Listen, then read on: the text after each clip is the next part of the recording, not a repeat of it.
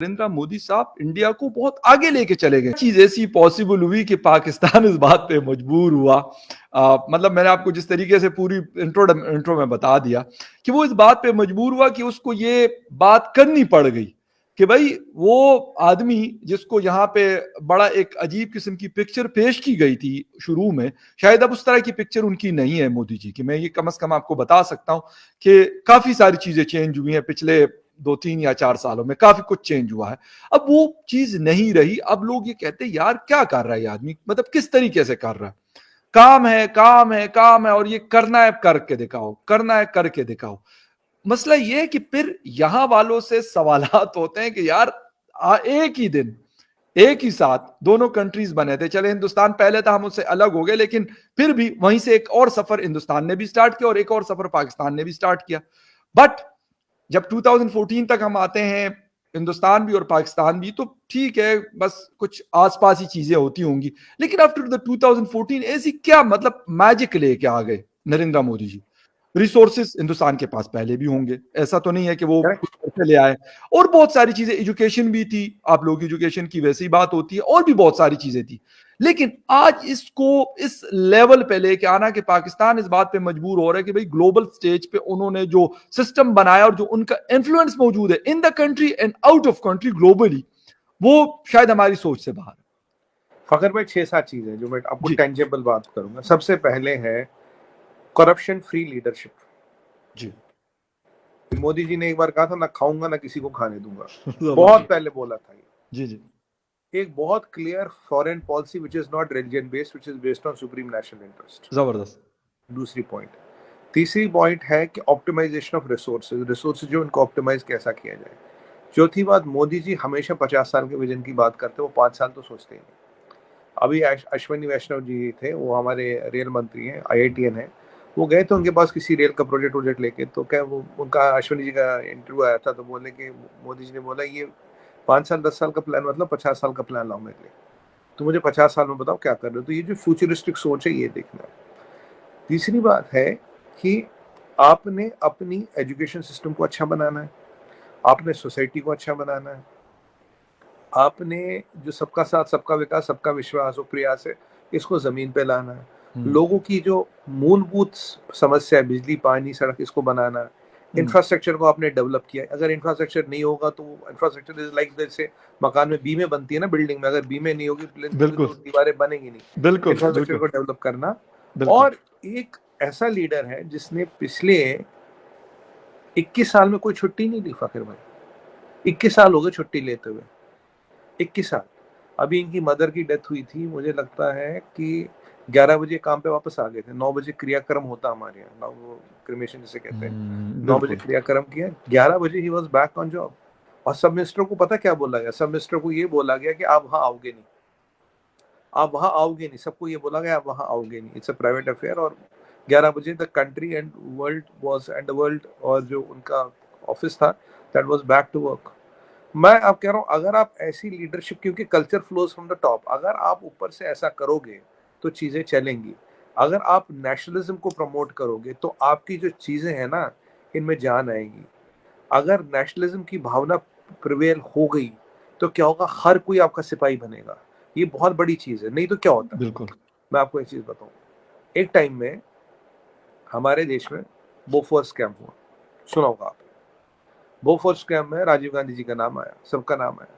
अब एक नॉर्मल आदमी सोचता, कहता है यार अगर ये प्राइम मिनिस्टर ही कर रहा कि हम क्या, हम कौन से ये हैं, हम भी तो ठीक। हाँ, कुछ फोटोज आई थी हमारी माता जी श्री सोनिया गांधी जी एयरक्राफ्ट कैरियर पे, और उनके कुछ भाई भाई आए थे विदेश से, वो सैल सपाटा कर रहे थे। जी अगर अगर एयरक्राफ्ट कैरियर का वहां मिसयूज होगा, एक सरकारी अफसर अपनी जीप को छोड़ेगा? कहेगा मैं भी जीप को मिसयूज होगा, मेरी जीप भी जाएगी बीवी के साथ सब्जी लेने, बिल्कुल बिल्कुल। जाएगी। ये नेचुरल एग्जैक्टली। बात है। अब वो कल्चर में ले लिया यू टर्न, अब उस कल्चर ने ले लिया यू टर्न।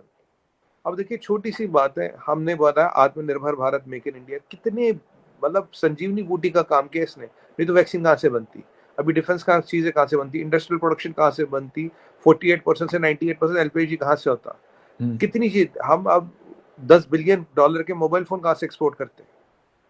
तो आत्मनिर्भर भारत, मेक इन इंडिया। आपने बोला ये क्या कहते हैं उसको, स्वच्छ भारत, क्लीन अप इंडिया। स्वच्छ भारत में कितने करोड़ों तो टॉयलेट बन गए, ओपन डिफिकेशन जो है खत्म हो गई इंडिया में, और पाकिस्तान में बढ़ गई है, जो जी लेटेस्ट में डाटा पड़ रहा था। और फिर आपने बताया जी हर घर, सबसे बड़ी आपने कहा कि भाई इंश्योरेंस चाहिए हर एक को, ये आयुष्मान भारत 50 करोड़ लोग को आपने इंश्योरेंस दिया, जी 80 करोड़ लोग को आप घर में बैठ के खाना खिला रहे हो, खाना इनकी खाने की हेल्प कर रहे हो उनको, जी गेहूं चावल वगैरह कोविड के कारण 80 करोड़ लोगों को। जब ये चीजें ग्राउंड पे उतरती है ना, इसको ये डेवलपमेंट डिलीवर्ड के खाने में पहुंचती है कि मेरे घर तक डेवलपमेंट आ रहा है। ग्लोबली आपने अपना स्टेचर बनाया क्योंकि आपकी इंडिपेंडेंट फॉरेन पॉलिसी थी, प्रो आपकी इंडिया थी, आप B4 कंट्री हो। तो जब आपने आपने कुछ नहीं किया, आपके अंदर जो सलाहियत या ताकत थी उसको आपने अच्छे नेक नियत से देश के लिए और देश के लोगों के लिए यूज किया। आने वाले टाइम में आप अकेले चलते गए, लोग मिलते गए, कारवां बनता गया, हर एक कोई आपका सिपाही बनता गया। बिल्कुल सच्चाई है क्योंकि अगर आपके इरादे नेक है तो आपके साथ जुड़ने वाले लोगों की कमी नहीं है। आज वही सरकारी अफसर क्या कहता है, वो कहता भाई ये गाड़ी यहाँ खड़ी होगी, ये गाड़ी में पोल्यूशन कराओ, गाड़ी को साफ रखो, गाड़ी को साफ रखो। आज आज वो ड्राइवर से पूछता है तेरा आयुष्मान हो गया इंश्योरेंस, तेरा जनधन अकाउंट खुल गया, तेरे 5 चीज हो गए, गाड़ी मिसयूज करने की तो दूर की बात है। आज वो अपने काम सरकारी उस पर अपने सोशल मीडिया पे लगाता है, जी मैंने ये काम किया इस दिन में। आज एक अच्छाई की जो पहुंच आई इंडिया में, देखिए ये इंपॉर्टेंट पॉइंट बता रहा हूँ, अच्छाई की पूछ। पहले ये था कि एक टाइम में था किसके पास कितना पैसा, जिसके पास जितना पैसा वो उतना बड़ा चौधरी, सीधी सी बात है फकर भाई, डायरेक्ट बोलूंगा। आज है कि अच्छाई की पूछ, आपके पास पैसा नहीं है कोई बात नहीं, आप नेक दिल इंसान हो, आपने नेक काम सोसाइटी के लिए किया, आपने नेक काम देश के लिए किया, you contributed to the country, nation and society, आपका नाम है, आपकी इज्जत है। ये कल्चरल चेंज आया है, ये एक कल्चरल चेंज बहुत बड़ा आया है, और इस कल्चरल चेंज ने ये रेवोल्यूशन बना दिया, क्योंकि ये चीज चली गई जन जन कहते हैं ना, to the lost common man. ये जन समुदाय पे चली गई, it went to the public, जनता में जनार्दन बसते हैं। So this became a public movement, right. ये चीज बनी आज हमारा देखिए टैक्स कलेक्शन 3 गुना हो गया। Right right. अच्छा सुमित जी, एक बड़ी इंपॉर्टेंट चीज़ें आप बता रहे हैं, लेकिन अगर मैं ये कहूँ कि पाकिस्तान इस वक्त एक बड़ी मुश्किल वक्त से गुजर रहा है, मैं उसका कंपैरिजन इंडिया के साथ तो नहीं कर रहा, बल्कि इस वक्त शायद मुझे किसी और के साथ भी कंपैरिजन मैं नहीं कर पा रहा, न करना चाहता हूँ।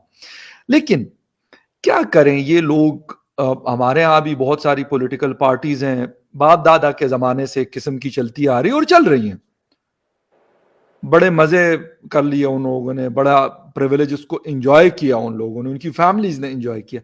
क्या कहेंगे, एक मैसेज क्या होगा कि जी आप, इंडिया में भी गुर्बत थी, पॉवर्टी थी, सारा कुछ था, लेकिन आज वो चीजें खत्म अगर नहीं हुई तो कम काफी हद तक हुई हैं। आखिर किसी वजह से हुई ना, खुद ब खुद तो नहीं होगी, अगर होनी थी तो पहले खत्म हो जानी थी, लेकिन अब हुई। क्या कहेंगे कि ये लोग क्या करें, हमारे शहबाज शरीफ साहब या नवाज शरीफ साहब, हमारी इस्टेब्लिशमेंट, हमारे बिलावल भुट्टो जरदारी साहब, आसिफ अली जरदारी साहब, मौलाना फजल रहमान साहब, या बाकी लोग? देखिए 2-3 चीजें फगर भाई, सबसे पहले पाकिस्तान में एस्टेब्लिशमेंट पाकिस्तान प्राइम मिनिस्टर बनाता उतारता है। जी आपके यहाँ पीछे सीनियर भुट्टो साहब को तो फांसी चढ़ा दिया, जी ठीक है, बेनजीर को किसी ने गोली मार दी, आप भी जानते हैं किसने मारी, मैं भी जी। जानता हूँ, ठीक है। ये सब चीजें चलती रही, जनरल जिया के पेटी में प्लेन आमो में वाली बम रख पेटी दिया, में।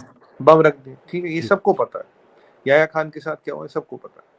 बट सवाल ये है, जब यहाँ पॉलिटिकल गाज गिरती है वो पॉलिटिशियन पे गिरती है, एस्टेब्लिशमेंट पे नहीं गिरती। एस्टेब्लिशमेंट का रोल जी। उतना ही है, वो जब अच्छा किया तो हमने कराया, जब बुरा हुआ तो तुमने किया, पहले तो ये चीज खत्म होनी चाहिए। जबरदस्त पॉइंट। अगर आप लोगों को तो यही पता है कि भाई जो फौजी तंजीम पर शाहीन है, अस्करी है, भारिया है, इसके बारे में तो लोगों को पता ही नहीं जी कि ये भी उतनी ही बड़ी है कि फौजी तंजीम लिस्टेड है तो लोग सब फौजी तंजीम जानते हैं, बाकी तंजीम में भी तो चलती, तो 20-25% GDP तो आपने कंट्रोल कर लिया, आप टैक्स देते नहीं। अगर आप क्रेडिट लेते हैं सक्सेस का तो आप क्रेडिट लीजिए फेलियर का। आपको सबसे पहले अपना काम केवल फौज तक महदूद करना चाहिए, बिजनेस से और पॉलिटिशियन से निकलना चाहिए। तीसरी बात, मोदी जी कहते हैं वंशवाद, dynasty is the death nail of democracy. वंशवाद डेथ नेल है डेमोक्रेसी का। जब तक ये वंशवाद चलेगा, मेरा बेटा भी बनेगा, मेरा पोता भी बनेगा, मेरा परपोता भी बनेगा, ये तो फिर बादशाह होगी ना, जमहूरियत कहाँ हो गई। बिल्कुल। जमहूरियत में अल्टरनेट है कार्डर बेस्ड पार्टियां। कार्डर बेस्ड पार्टी जैसे वेस्ट में है, काफी हद तक कार्डर बेस्ड पार्टी है, खासकर रिपब्लिकन आर कार्डर बेस्ड। अब आप देखिए बीजेपी में अब तक कितने सदस्य बदल गए, कितने प्रेसिडेंट बदल गए, हर कोई प्रेसिडेंट या 1 या 2 टर्म रहता, 2 टर्म के बाद कोई नहीं रहता। जी राजनाथ सिंह थे, नितिन गडकरी थे, अमित शाह थे, नड्डा जी हैं, एक बार ये आडवाणी जी रह चुके हैं, काफी लोग रह चुके, वेंकैया नायडू जी रह चुके हैं, काफी लोग रह गए।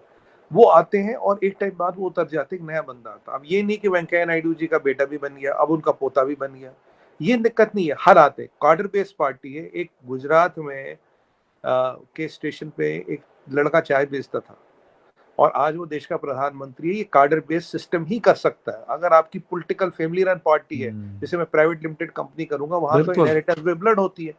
जब कैपेबिलिटी नहीं है, जब आपने आपका बेटा जब पैदा हुआ, he is born with a silver spoon in his mouth, like Bilawal Bhutto Zardari, या वो स्टेटमेंट क्या देते हैं आपको पता ही है। डिप्लोमेटिक डिजास्टर उन्होंने कितने बड़े खड़े कर लिए पाकिस्तान के लिए, यू नो दैट। अब ये है ना, जिस दिन बिलावल पैदा हुए थे उस दिन पता था इनको कुछ बनना है। मतलब कुछ ना कुछ फॉरेन मिनिस्टर, प्राइम मिनिस्टर होंगे, बिल्कुल। कुछ ना कुछ तो बनेंगे। हो सकता है आने वाले टाइम में प्राइम मिनिस्टर भी बन जाए, कोई बड़ी बिल्कुल। बात नहीं है। बट यहाँ एक पोटेंशियल था, एक लड़का था जो चाय बेचता था, बट उसमें इतना पोटेंशियल था। क्या सिस्टम ऐसा है कि चाय बेचने वाला लड़का प्रधानमंत्री बन सकता है? सिस्टम है तो वो कभी ना कभी डिलीवर आपको करेगा, वक्त की बात है। पर अगर सिस्टम ही नहीं आपने बनने दिया तो डिलीवर कहां से करेगा? जय हिंद दोस्तों, महंगाई, आर्थिक संकट और राजनीतिक अस्थिरता से जूझ रहे पाकिस्तान के प्रधानमंत्री शहबाज शरीफ ने भारत से युद्ध को लेकर बड़ा बयान दिया है। जी हाँ, शहबाज शरीफ ने कहा है कि भारत से 3 युद्ध के बाद हम सबक सीख चुके हैं और अब शांति चाहते हैं।